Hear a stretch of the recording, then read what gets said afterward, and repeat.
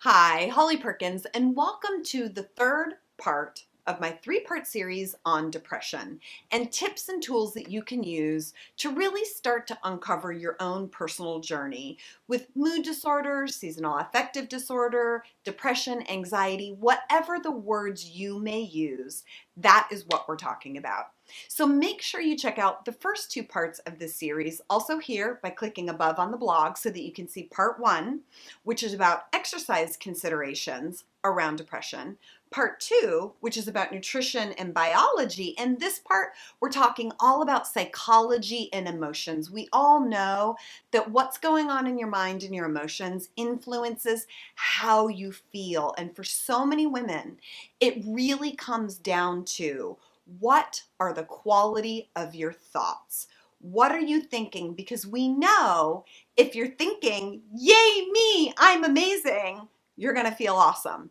But for those of us that are battling depression, that's often not the case. So this three-part series is really talking about all the tips and tools and different ways of approaching it to help improve any of these mood disorders that we're talking about. Number one, it's really important that you clean up and clear up any biological and physiological considerations that might be contributing to brain chemistry. And that is what I talked a lot about in part one and part two. So please make sure to check those out here on the blog.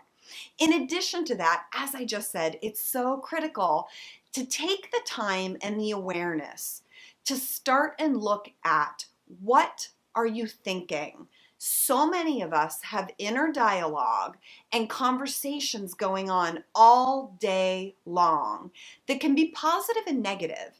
And oftentimes, in my experience and my personal experience as well, a lot of those conversations are negative. So first, it's critical that you bring some awareness to what you're thinking, and that is just a habit.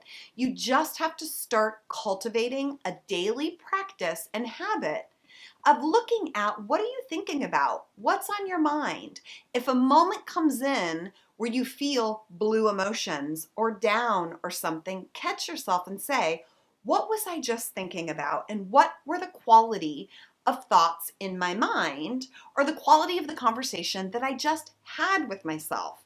If you're anything like me, you talk to yourself all day long, and that conversation is critical. What are the quality of your thoughts? Are you thinking, why did I do that? That was so stupid. Or, I suck. That was such a stupid mistake. Or, I'm not good enough. Or any of this negative conversation, which is so common and so human.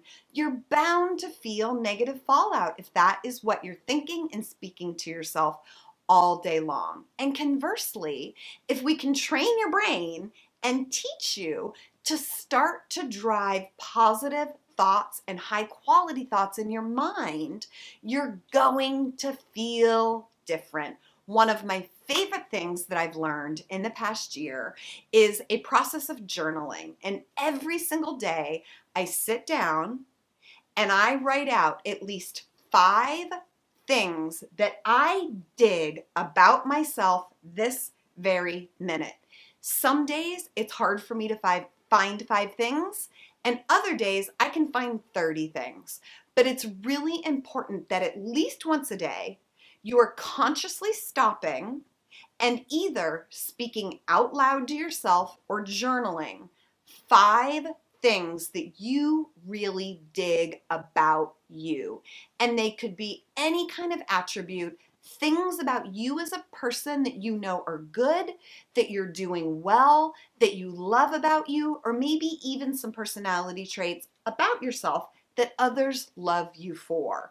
And the more you can get into the habit of owning and reinforcing all of these amazing things about yourself, you're going to be going down the right path to start to feel better. As you know, depression mood disorders, and this whole conversation is so complex. And this is just the tippy tip of the iceberg. There's so many other tools and resources out there, but this is one that has helped me tremendously, and it has helped to open up a conversation about why I feel good about myself and my own worthiness. And please know that in line with this conversation, if you're really, really suffering with depression, please speak up, seek the help of a loved one or a trained professional, because life is fantastic and you deserve to be your biggest fan and your champion. And sometimes it's just a matter of cultivating these habits. I hope this helps. This is going to open up an incredible conversation tomorrow on my next episode of Live with Holly, every Wednesday, 4 p.m. Eastern, both live on Facebook and Instagram.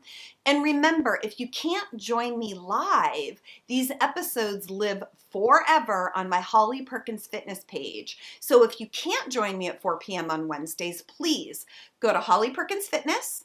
On the left-hand tab, you're going to see videos and you're going to see a whole playlist for Live with Holly. I would love it if you would check out the past 2 weeks of Live with Holly episodes where we talked about the other components in this conversation. I hope it helps.